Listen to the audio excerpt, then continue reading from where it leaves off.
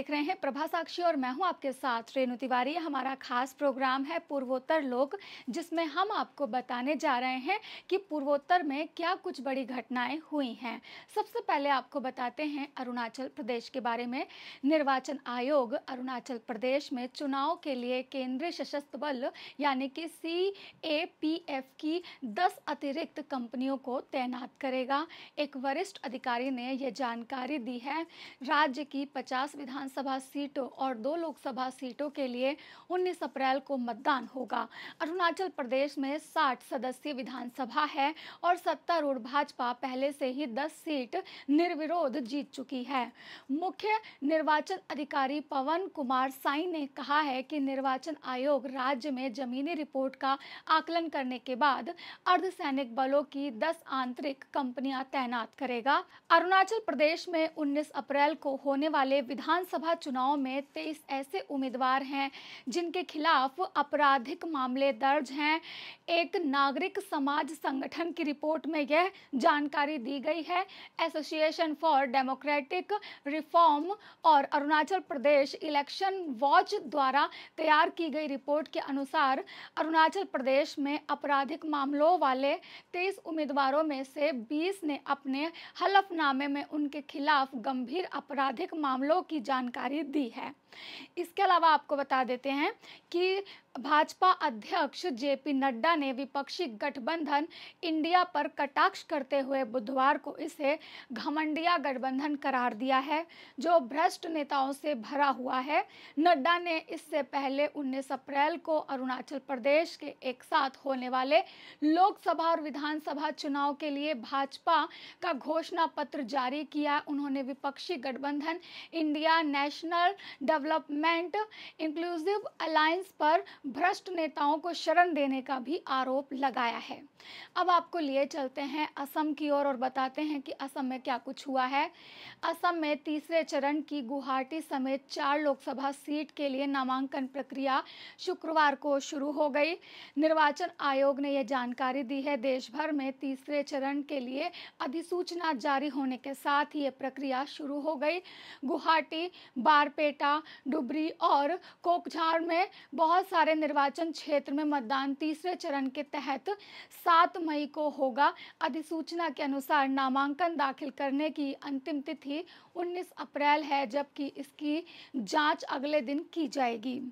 इसके अलावा आपको बता दें कि कांग्रेस सांसद गौरव गोगोई ने आरोप लगाया है कि असम के मुख्यमंत्री हिमंत बिश्व शर्मा और केंद्रीय मंत्रियों के रिश्तेदारों समेत भाजपा से जुड़े हुए लोग राज्य में दिवालिया हो चुके चाय बागान खरीद रहे हैं और उन जमीनों पर कुछ और स्थापित करने के लिए उन्हें रातों रात बेच रहे हैं। लोकसभा में कांग्रेस के उपनेता गोगोई ने इसे चुनावी बॉन्ड से भी बड़ा घोटाला बताते हुए कहा है कि चाय बागान मजदूरों का भविष्य अंधेरे में डाल रहा है।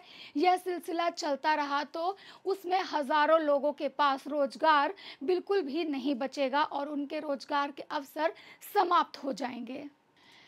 अब आपको लिए चलते हैं मणिपुर की ओर। मणिपुर की खबरों आपको बताते हैं। मणिपुर के थोबल जिले के हिरोक गांव के पास शुक्रवार को सशस्त्र ग्रामीण स्वयंसेवक एवं अज्ञात बंदूकधारियों के बीच गोलीबारी में एक व्यक्ति घायल हो गया। पुलिस ने यह जानकारी दी है। उन्होंने बताया है कि अज्ञात बंदूकधारियों ने शुक्रवार के तड़के हिरोक गांव की ओर गोलीबारी की, जिसके बाद गांव के स्वयंसेवकों ने जवाबी गोलीबारी की। पुलिस ने कहा कि गोलीबारी के करीब 1 घंटे तक ये चीजें जारी रही और उसके बाद छिटपुट गोलीबारी होती रही, जिसमें एक व्यक्ति घायल हो गया है।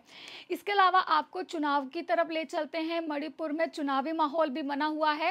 केंद्रीय गृह मंत्री अमित शाह लोकसभा चुनाव के प्रचार के लिए 14 अप्रैल को मणिपुर का दौरा कर सकते हैं। भारतीय जनता पार्टी की मेघालय इकाई के नेताओं ने बुधवार को यह जानकारी दी है। यात्रा के दौरान उनके इम्फाल में हफ्ताकांजी मैदान में जनसभा को संबोधित करने की संभावना है। पार्टी के राज्य की इकाई के नेता ने कहा कि अमित शाह भाजपा के स्टार प्रचारक हैं और उनके 14 अप्रैल को एक रैली संबोधित करने की संभावना है। उनकी यात्रा को लेकर तैयारियां बहुत जोर शोर से चल रही हैं।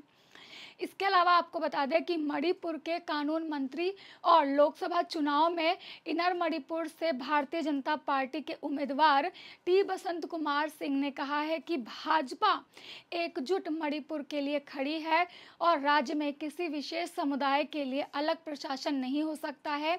सिंह ने यह भी दावा किया है कि राज्य के चुनावी परिदृश्य में कांग्रेस की तस्वीर जो है वो कहीं भी नहीं है। उन्होंने दावा किया है कि भाजपा मणिपुर में आसानी से जीत हासिल करेगी और लोग जानते हैं कि भाजपा की शक्ति और शांति एकमात्र है और ये चाहता है कि भाजपा चाहती है कि राज्य में शांति बनी रहे और इसका जो है स्वाद पीढ़ियां दर पीढ़ियां मणिपुर की शांति का स्वाद लेती रहें। इसके अलावा आपको मेघालय की ओर ले चलते हैं। भारत निर्वाचन आयोग ने मेघालय की वॉइस ऑफ पीपल पार्टी को उसके समर्थकों द्वारा आचार संहिता के कथित उल्लंघन पर कारण बताओ नोटिस जारी किया है। पार्टी के समर्थकों पर सत्तारूढ़ नेशनल पीपुल्स पार्टी यानी कि एनपीपी की रैलियों के दौरान नारेबाजी कर चुनाव अभियान को बाधित करने का भी आरोप लगाया गया है।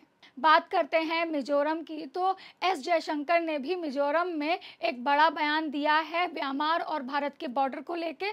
विदेश मंत्री एस जयशंकर ने बृहस्पतिवार को कहा कि केंद्र ने भारत और म्यांमार की सीमा पर बाड़ लगाने और मुक्त आवाजाही व्यवस्था यानी कि एफएमआर को समाप्त करने का फैसला किया है क्योंकि सरकार देश की सुरक्षा को सर्वोच्च प्राथमिकता देती है। एस जयशंकर ने यहाँ भारतीय जनता पार्टी का घोषणा पत्र जारी करने के दौरान एक संवाददाता सम्मेलन में ये बात कही है। ऐसे ही लेटेस्ट अपडेट के लिए देश दुनिया की तमाम खबरों के लिए आप बने रहें प्रभा साक्षी के साथ। नमस्कार। अगर आप भी लेना चाहते हैं देश दुनिया की तमाम जानकारी तो आज ही सब्सक्राइब करें हमारे चैनल को। साथ ही नीचे दिए बेल आइकन को जरूर दबाएं ताकि हर अपडेट आप तक पहुंच सके।